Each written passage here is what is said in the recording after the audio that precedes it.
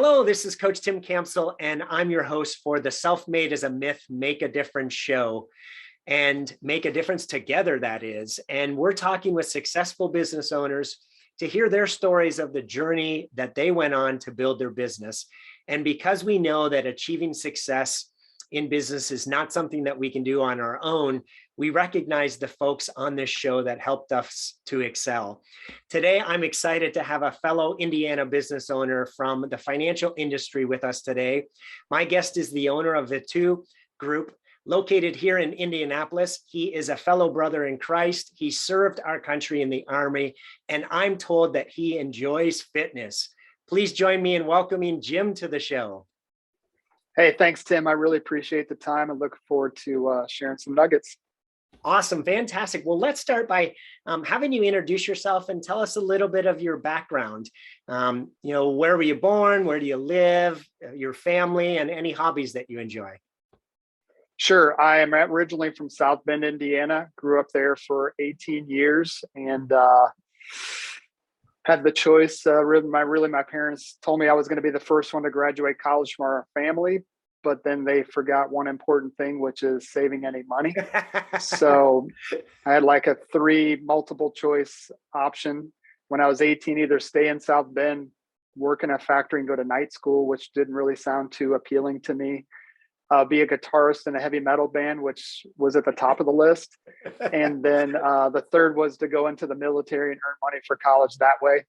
And fortunately, I chose C because the meteor that was coming to kill the hair bands of the late 80s, was already on its way to Earth. And chose C and ended up, went from 18 to 21 in the military, but really went from 18 to 30 from an emotional and just kind of mental toughness standpoint. And kind of got my life's short button pushed a couple times in the military, got deployed to the Persian Gulf War and saw some combat over there, and returned back with just a fervor for wanting to go on to the next step of my life. And my best friend had gone to Purdue. So I applied for Purdue and got accepted, drove straight from Fort Hood, Texas, back to Indiana, went and enrolled in Purdue. About 2 years later, met my dream girl there, which is amazing. And of course, she got a teaching degree, but she became a teacher. I got a psychology degree, so I found out that qualifies you for retail management. Okay. Worked my way up the corporate ladder, did all the things they told me to do, became an executive in a company, and then by the time I was 30, was completely burnt out from that field and said, there's got to be more to life than this. And that's when I kind of sparked.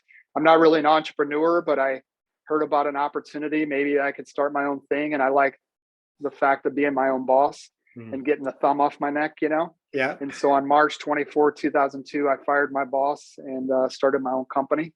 And now been married 23 years. I was a goal setter, Tim. So, these were my 3 goals, and I was very committed to these goals. I told a lot of people these goals. Never be married, never have kids, and never have a job where I couldn't wear a hat. Like, those were my 3 goals. But fortunately, God's plan for our lives is just a little bit bigger than our own plan. Now I've been married 23 years. I've got 2 kids and I'm not wearing a hat. So, love it. Yeah. So I'm involved in military centric things, military ministry, doing care packages and different things in the military. I also disciple businessmen in the marketplace. So I have a marketplace ministry, a military ministry, and then a money ministry, which is, the part of my business that my wife prefers to be for profit, right? And so those are the 3 concentric rings, and we follow our kids around to travel baseball, travel softball, and I try to squeeze a little bit of guitar in every now and again, and try to stay married and be a good husband. Fantastic. Well, first of all, thank you so much for your service. Appreciate that sacrifice. Your 3 no's and you hit all of them. I love it. Yep. God always has a different plan for us. It sounds like it was a good plan. Fortunately. Yeah. Much better plan. So Jim, tell us a funny story that your family likes to tell about you that you'd be willing to share with us. Yeah, thanks. I think the one thing that comes to mind, because that was the one thing that I was struggling to maybe think about. And my wife just says, well, just tell them how we met. And so we basically she had a class right after mine in the same in the same building, the same classroom. And so I was in class. I came out to excuse myself to go get something to drink or whatever. And I came back, and the girl in the hallway talked to me and said, I think I know you. I think you live in my building. And my unbelievably professionally skilled communication was, no, I don't think so. And then I walked back into class. What I meant to say was, if you lived in my building, I would have noticed you, and Right. I definitely would have known that. And so I don't think so, but it just came out like, no, I don't think so. And then I walked away. So again, the Lord intervened, and I kind of pulled the carrot back and became hard to get without even knowing that I was doing that. Right. I went back and sat in the class, and I think there probably was a visible light bulb that came on over my head that, like, wait a minute, I think a really good looking girl just talked to you. So I excused myself. About 5 minutes later, went back out in the hallway and started our conversation. Come to find out, she lived in the apartment directly above me. Wow. And everything. And I was like amazed at that. And she goes, but you're not the guy that comes home really, really late at night and turns up his guitar really loud and plays music, are you? I'm like, no, that's not me, but I'm going to talk to my roommate. He's such a jerk. But of course it was me. And fortunately we connected, we went on a date or two, and we've been together ever since. Oh, that's an awesome story. Yeah. So I try to screw things up, and you try just to couldn't. do the wrong thing. And fortunately, again, the powers of the universe kind of fixed it for me. I love it. So Jim, tell us about how the business came together or came about. And at what point did you have the confidence that you knew that you could run your own business? Yeah. To this day, I probably still don't, right? But I've been doing it for 20 years. And so I heard about the business. I actually started with them part-time. I was a regional director of operations. I managed like 35 offices for a retail company. I just got the biggest promotion of my life. Got like a $25,000 pay raise. It was everything I'd asked for. I was the youngest executive in the company. And I had no experience in this business, didn't make any money, was just getting started. But I just felt like this is where I belonged. I had no sales experience. I didn't know what a mutual fund was. I was introverted. I couldn't make eye contact with people. So it was completely out of my comfort zone, but there was just something about it. And so the more and more I thought about it, the more my wife said, look, dude, I was just stressed out all the time. I was getting calls all the time, getting yelled at all the time, when the alarm goes off in Gary, Indiana, somehow the store manager doesn't pick up in the middle of the night. The district manager doesn't pick up in the middle of the night. So I pick up, because I have to, right? Yeah. And it was just always stressed out. And she's like, dude, you're going to have a heart attack by the time you're 40, or we're going to be divorced, or both. Like, you have to find something different. This is going to kill you. And so again, she intervened, and she's an elementary teacher. She's amazing. She's a very stability oriented person. And I'd worked really, really hard to get to the top of the ladder. And literally within 2 weeks of getting the biggest promotion of my life, I decided I was going to quit. Wow. Now I'm dumb, but I'm not that dumb. I didn't quit. But you've seen the Shawshank Redemption. Yeah. Okay. So anybody that I bring aboard in our team, I said, the first thing you have to do is watch the Shawshank Redemption, especially if they have a full-time job and I'm helping them try to escape the corporate prison. I said, I was Andy. I was digging when the warden wasn't looking. I did my job and I did it with excellence. I was one of the best regions in the country. But when the warden wasn't looking, I was digging. I was trying to build part-time, and I was trying to get that confidence together. Yeah. And then what we did is we just implemented the knowledge and the information I was sharing with families. We implemented into our lives. They didn't teach us anything about money with a college degree. Right. My military leaders didn't teach me. My high school guidance counselors didn't teach me. My boss that made six figures gave some young punk kid like a $20,000 raise and never once told me anything, not even like, hey, pick up a book or anything about money. And so we were really struggling. We were, money had control of us. We didn't have control of it, for sure. And so we just started implementing the things they were teaching us. And within a year and a half of being part-time, we paid off 12 grand of credit card debt. Wow. We saved $10,000 in our emergency fund. And since I grew up broke, Tim, I was in the military. I did road construction, so I can take a lot of crap. I can take a lot of on my shoulders. So I would have stayed at that job because it provided what I want to provide. It provided a comfortable life. But again, good is the enemy of great, right? Mm-hmm. So my wife's like, it's time. And so we saved up a bunch of money of like probably 6 months emergency fund. Yeah. We paid down debt to remove those obstacles and make it a little bit easier to stay full time. I tell people getting married, anybody can do that, right? The key is staying married. That's really the important part. So quitting your job and coming full time and starting your own business, millions of people a year do that. Yeah. But you look at the stats 5 years later, only a handful of those people are in business. Yeah. And so that was, if I was going to drive to Cincinnati, fire my boss, go all in, I wasn't going to go back and beg for my job back. There's no way. I wasn't going to tell my father-in-law it didn't work out. Yeah. Right. They say behind every successful man is a shocked mother-in-law. So I used those things, my competitive spirit, to motivate me. We just got our finances together and we kind of made out a plan. And so I was part-time, kind of on an apprenticeship for about a year and a half, came full-time, and eventually, maybe a couple of years later, started running my own office and running our own business, and been doing it ever since. Awesome. Wow. Yeah. So tell us a little bit more about your business. What do you do? How do you help people? Yeah, we basically, how a lot of, even business owners and people out in the world, they're working really, really hard. They're focused on making money, but at the end of the month or end of the year, they kind of look and they know that they haven't saved as much as they wanted. Maybe they have a lot of debt that's kind of weighing on them. And it's the number one cause of divorce in our country is financial stress, right? Marriage issues. And so we teach people how to be better stewards of their money. We come alongside business owners and families and people in the community, and we teach them how to tell their money where to go instead of asking where it went. And so we have a really cool software program that teaches families how to position and pay off their debt years and years sooner. It's called like debt stacking or the debt snowball. If people are familiar with Dave Ramsey, we have a software program that does that for the family. We do the same thing with retirement. That's usually a big number. It's maybe 7 figures in many cases. That's intimidating. Most people never get started because they just ignore it because they don't want to think about failing or trying really hard and not getting there. So we break it down into small little chunks, baby steps, right? Mm-hmm. And then we do the same thing with, helping people pay off debt, just budget their money more wisely, just kind of go and do we just look under all the rocks for money, right? And where the money goes to is typically, Starbucks and eating out and high insurance premiums and debt. And so we look at all of those things and we try to remove those obstacles and free up money and lower their insurance costs, pay off debt, budget a little bit more wisely. And then we teach them how to use that money to build wealth. That's awesome.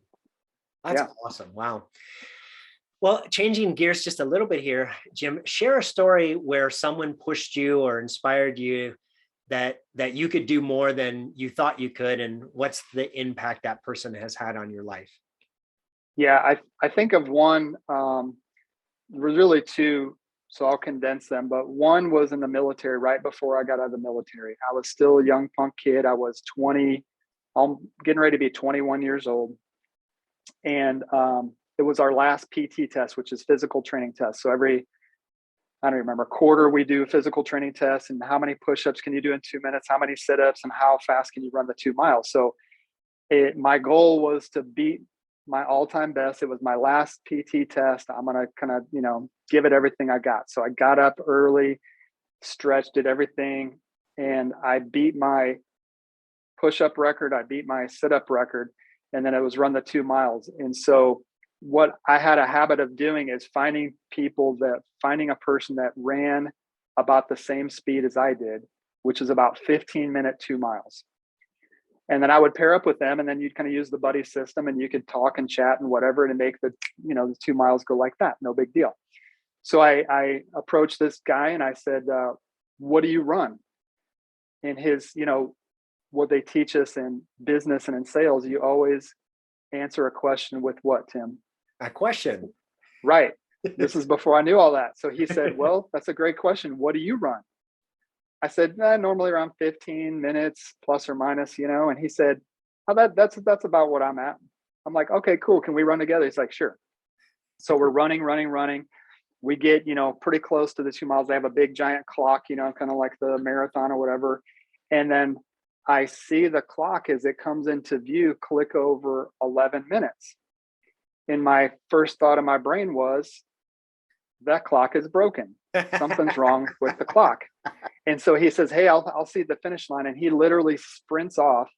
I sprint with him. I lasted about 10 seconds and he just tore off towards the thing. And I ran as fast as I could, and I clicked over right at like 12 minutes and 2 seconds. Wow. And I didn't run any harder than I wasn't any more winded. I wasn't exhausted. I really felt like in my brain, I was just running my normal pace. Well, come to find out, that dude was like, he used to do marathons and stuff. He'd run like 10 minutes, 11 minutes. And he, for whatever reason, God put him in my life that day. And so I just remember asking myself this question, which is, what else am I capable of doing that I'm telling myself that I'm not? Yes. Because I didn't know any different. I ran 12 miles or 12 minutes and I didn't feel any different. It wasn't any more energy than the 15 minutes because my brain thought I was running 15 minutes. It was weird. So that was a really life-changing moment. I started asking myself, I started doubting myself, not in my belief in myself, but when I would give myself advice, I would be like, are you sure? Because remember that thing? You were wrong about that. Is it possible that we could do better than that? Right. And I think that carried me through college and my GPA, which I was never a great student, but since I was paying for it on my own, I was a great student in college. And I did a lot of the partying and hanging out with my friends, and I still knew when to shut it down and when to focus and got good grades. And then I did that through corporate America. And then the second thing was, I just found out last Tuesday that one of my great champions in life and one of my mentors passed away suddenly. So I'm going to his funeral tomorrow. And that's the guy that when I was part-time came up to me and says, what's your goal? I said, my goal is to run my own business, to be, the man. And he said, okay, well, are you full-time? And I said, no. He said, well, you can't be a business owner if you have a job. Right. You can be in practice, you can be in theory, you can tell somebody with your business, I own my own business, but you don't own your own business. Yeah. And he said, what day are you coming full-time? And then he said, you need to commit to that. You need to open your calendar, put it on the calendar. And so I told him October 1st. October 1st came and went. I didn't hit my goal that I felt comfortable with, right? So then I said, okay, well, it's going to be January 1st. Okay, great. January 1st came and went. I wasn't where I was supposed to be. But then March 24th is the day I fired my boss. So really, because I set the first goal, because he really didn't candy coat it, he just kind of talked to me out of love, but very directly, and say, you want these things, but what you're doing is incongruent. So he helped me align those things, and I started moving towards those goals. And I missed 2 goals, but because I was going for it, I actually hit it. And we'll celebrate my 20th year in business here in the next month and a half, 2 months. That's awesome. Congratulations. Yeah. Isn't it amazing that the stories that we tell ourselves in our head, how much impact they can have on everything in our life? Yeah, I literally last night sat down with a friend. He's a pastor. He wrote a book. He's kind of going on a book tour, and I mentored him. He's a refugee from Rwanda, and we met under cool circumstances at a Panera, and he said he needed a coach in his life. So we started meeting together, and I just started teaching about things in America, success principles and stuff. And he gave me a copy of his book yesterday, and he said, do you notice the title of the book? And I was like, yeah, it's a cool title. He said, when you and I were sitting together and you said you should turn your story into a book, because his story is like bonkers. It's amazing. Like, it would bring a tear to a glass eye. It's unbelievable. And he said, we were talking about and brainstorming over titles, and you told me that I should name it this. And I wrote it down on a napkin, and I saved that piece of paper for like the last 5 years. Oh, wow. And the reason the book, I don't remember that conversation, but that's the same thing, where just that little drop of encouragement can be a river of hope to somebody. And I had no idea. I don't remember the conversation. I don't remember the napkin, but he did. So it just could be that one little, the world's full of negativity, that one little encouragement, that one little truth Yes. that everybody around you might be a little afraid to tell you because they don't want to hurt your feelings. And that truth teller comes into your life and just tells you what you need to do. And that's what you just wanted anyway, Yes. whatever, and so it just gets me so pumped up that you and Tony and a bunch of people of influence in this city, man, it could just be that one little nugget of wisdom that you share with somebody that could really change their lives forever. Yeah, that's so cool. Hey, let's talk about your biggest learning as a business owner. Jim, what would you say overall the last 20 some years? What's your biggest? Yeah. Relationships are recession proof. Tell me more about that. Well, I was never taught how to build relationships. I grew up, my dad was a former Marine. And for those Marines, they'll say there's no such thing as a former Marine. I don't know how to explain it, but he was in the Marines. He was in the Korean War. Okay. He was in the Korean War. He was kind of a tough butt, you know what I'm saying? Very short fuse. My mom was so both my parents were like, absent for the most part. I was a latchkey kid. So I never got taught communication skills and looking people in the eye and all that good stuff. And I never really got taught. I mean, you'd catch a few things, but when I really, people, the founder of our company said, people will quit on a boss, but they won't quit on a friend. He said, everything they taught you in corporate America is do not build relationships with your people, because that when it comes time to actually manage them and make tough decisions, you won't be able to do it because you're too close to them. Well, that's a bunch of bull. Okay, that's the worst advice. I don't know. I think that's probably what's screwing up corporate America now, because the number one reason why people leave is they don't feel like people care about them. Yeah. And they don't feel like what they do makes a difference, right? And then money is like down the list.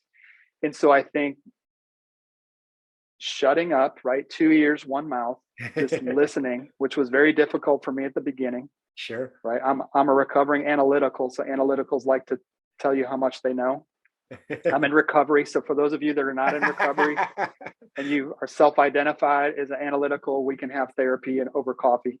And so that was the biggest change when I learned that building relationships and believing in people sometimes more than they believe in themselves, even though there's a risk, as a business owner, time is your most precious asset. So you can't waste time with people, but it takes very little to encourage people, to tell them you believe in them, to give them a task to do.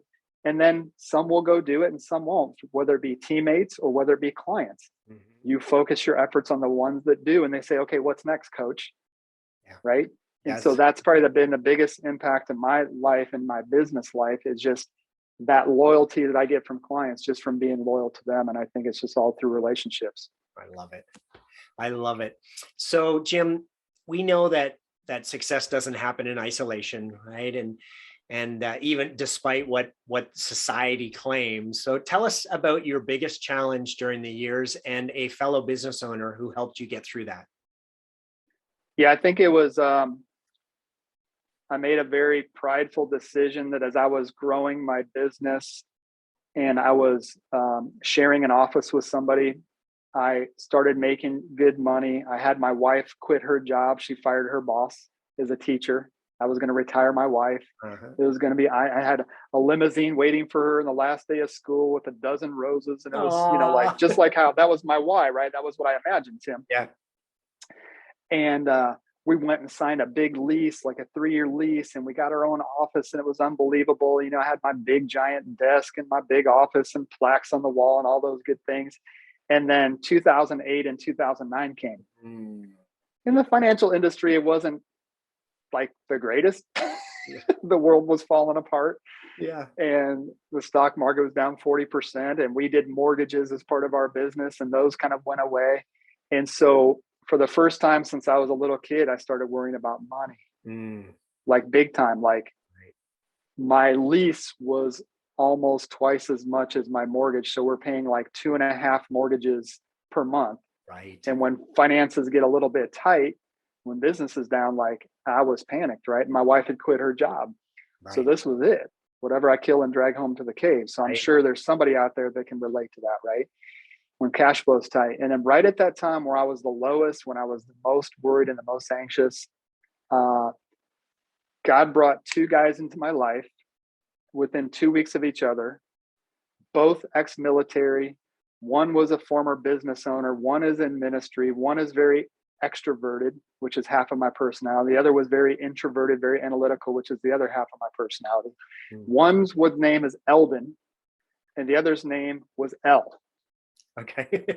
Okay. And both of these guys were in their like 60s, and they've been there, done that, raised kids. I mean, you name it. So most of my problems were really dinky compared to what they've seen in life. Yeah. And they came alongside me and discipled me and mentored me and let me cry on their shoulder. And it was never a business nugget. They never shared any business nuggets. It was just how to lean in. So I had the most spiritual growth in my life during the 2-year period, where that's really all we had to lean into, because the world was not conforming to my needs. Yes. And God got us through that, and we survived, and we now are thriving in business. And so Eldon and El were brought to me through interesting circumstances right at the time where I needed it. And those guys are instrumental of me still being in business. That is an awesome story.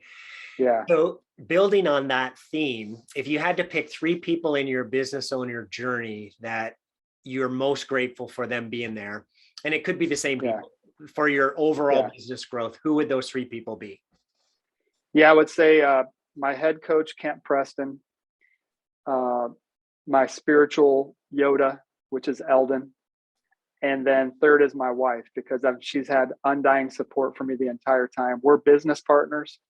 Everything we do has her name on it. She's never done an appointment with a client. She's never done an interview to bring aboard a new associate. But if it wasn't for her, I wouldn't be in business and we wouldn't have this. And so she's number 1 for sure. I would say Eldon is probably number 2, just because he helped me to become a better husband, better business leader, better coach. And then third would be my head coach, Kent Preston, which is my mentor inside of the business. Awesome. I love it. Yeah. Jim, as you think about the next 3 to 5 years, what are the biggest challenges you'll face to get to your the next goals that you have? And who are the type of people that you'll need to know to help you solve those challenges? Yeah, a couple of things. One is we have a goal for aggressive expansion, opening new outlets. So there's 2.1 million people here in Indianapolis metro area. You know, there's other markets now that have opened up because of Zoom and you know, being able to do this like we're doing right now. And so finding the right people to put in positions to help us to grow. And so we have a pretty aggressive expansion plan. And so it's just meeting the right people at the right time for the benefit of all, you know. And then also there's something magical about human interaction, human connection, a high five. And so we've been on virtual training for, 2 years now. And so at some point in time, the biggest challenge is how do we get those people back, which I know is a challenge that everybody's concerned about. Like everybody wants it. Everybody knows they want it, but then there's some benefits to being virtual as well. But then, so we're just trying to figure that out now. Every time we're like, okay, now is the time, now is the month, this is going to be it. And then they're like, oh, by the way, there's a new thing going around and everybody's masking back up and everybody's scared again. So it's kind of been this like false start a couple different times. But I think that's probably the biggest challenge. I don't think you can build relationships and something huge, especially with teammates that you're going to battle with virtually. Right. Okay. And if you can, I'll take your class. That'll be unbelievable. I'll pay a lot of money for that class. But I think there's just some magic for getting people face to face. So over the next 12 months or so, that's going to be our biggest challenge is how do we do that? Fantastic. Jim Rohn, great author, number of, famous quotes. One of my favorite is we become the average of the 5 people that we spend the most time with. So as you think about that, is that something that's exciting? Or something that's nervous as you reflect on that from a business standpoint? Now, I'm a disciple of Jim Rohn, so I believe that, and I do my best to surround myself with people that are thinking bigger than me, smarter than me. I want to recruit people smarter than me and better than me. It was first out of naivete, and now it's out of total conviction. But when I was in corporate America, if you were my district manager, Tim, I would say, hey, look, Tim, I'm going to get promoted. Like it was just, again, it wasn't cockiness. It was like, that's my goal. I'm going to get promoted. I'm going to do what it takes to get promoted. that means that I'm going to have to replace myself. Yeah. So either I'm going to get my inner circle, and somebody from my inner circle is going to step into that position because they're ready, or it's going to be really, really awkward that I'm going to have to send out, put an ad in the Sunday Star or on Career Builder or something to interview a bunch of strangers to find out who's going to supervise you all into the future. I'm like, I'm sure that would be very painful for you and very painful for me. So I need somebody to be ready to go, that when I'm going to the next level, you can come in straight behind me. Yeah.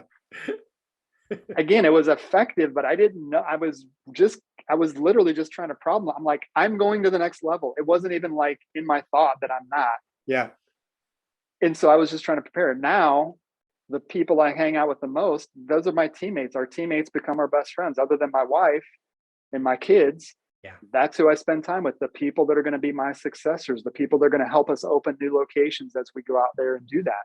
Yeah. Right. The people that I'm going to disciple them in the business side of things and help become, financial assassins, so they can go out there and serve families and keep the bad guys away that are out selling nonsense, when then there's a lot of them out there. Okay.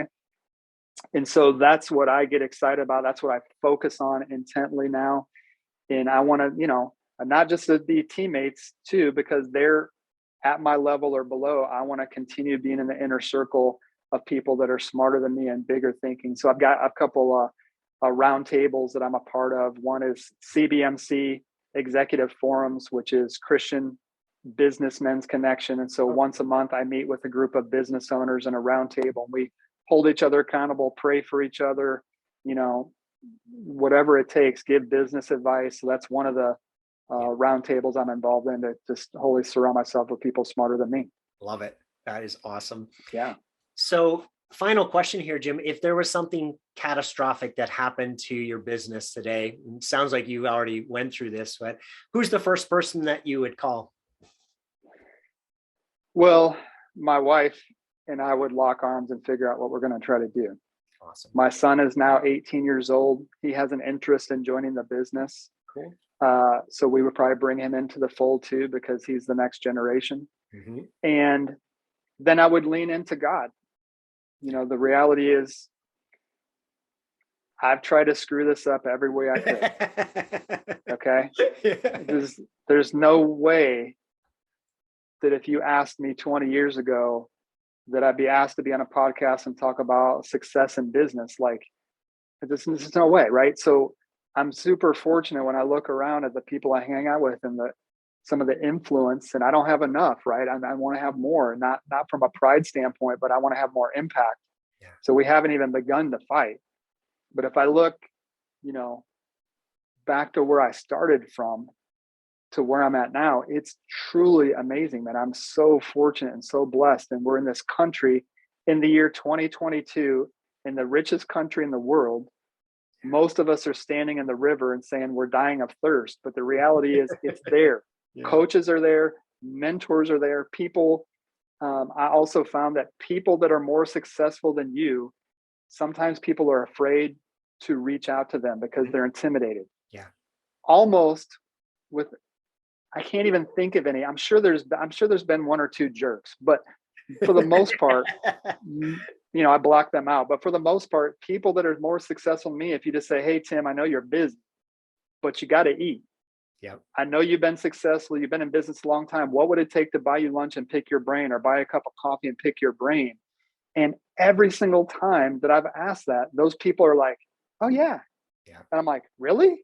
I mean, once you get to a certain level and you're done grinding, or you're kind of done with the tough part, those people respect those coming in behind them, and if they don't, they're getting ready to fall, right? Because most of those people will say, what do you need from me? And as long as there's not an ask, as long as they don't have like the sales defense up, if you're really genuine about that. Yes.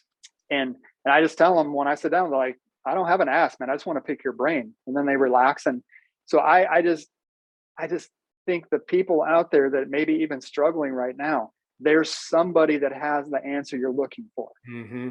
You just got to pick up enough rocks to find that.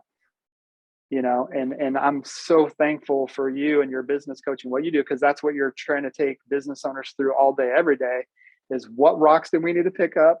And once we look under them, like, is that a good thing or a bad thing? And I know that you're a master of what you do, and I'm thankful for what you do for the business community as well. Well, thank you for that. Yeah. Jim, it sounds like you've been blessed with some pretty incredible people in your life that have helped you on your journey. If they were all on this podcast right now, what would you want to say to them? I would just want to thank them for believing in me when I didn't even believe in myself. And the reality is there's a lot of loyalty there. And again, early on, when I was starting full time and I was leaving a job as an executive, a lot of people around me doubted that. Close family members, in-laws. And then once we got our promotion to regional vice president to run our own location, we invited a lot of those people to the promotion. And one of the things that made the biggest impact in my life is my coach, Kent. There was a room of about 350 people. And he had up on stage. He gave my wife a dozen roses. It was amazing. And he said, if you've been impacted in some way by Jim and Christy Vitou, if they've touched you, if they've given you a word of advice, if they've given you kindness, if they've had some even small impact in your life, I want you to stand up right now. And I didn't know he was going to do this. Probably about 250 of the 350 people stood up, and tears came to my eyes. Yeah. Because you don't know, right? You don't think about that when you're grinding, right? And that happened in front of my mother-in-law, in front of my mom, in front of my brother. My mom always believed, but the other two may have been a little bit skeptical. Yeah. And, now looking back, I'm sure you all heard this when people say, oh, you can't do it. And then once you get there, they go, oh, I always knew that Tim would do it. I always knew that he was super smart. He'd be successful. It happened just like they said on the postcard. Like literally, they didn't even remember being negative about the business. They didn't remember saying, what are you thinking? Are you an idiot? All they were saying is, oh, we knew you could do it. We're proud of you. And at that moment, you never give the compliment, but you don't say, well, yeah, but you remember that. No, you just take the hug and you take the love and you say, okay, at least at this little battle I won. Yeah. Now it's on to the next thing. Right. Yes. So yeah. Wonderful story. Well, Jim, it has been an absolute pleasure speaking with you today. I appreciate the opportunity to have you on the show. Yeah, it's been awesome, Tim. I really appreciate you. And I really hope this podcast and future podcasts really make an impact in people's lives. Well, thank you so much. To everyone who tuned in, thanks for listening to the Self-Made is a Myth show with your host, Coach Tim Campsell. Be sure to help us spread this movement by liking the show and posting it on social media. To join our movement, you can go to bemadtogether.com. Thanks again, and I'll see everyone next time.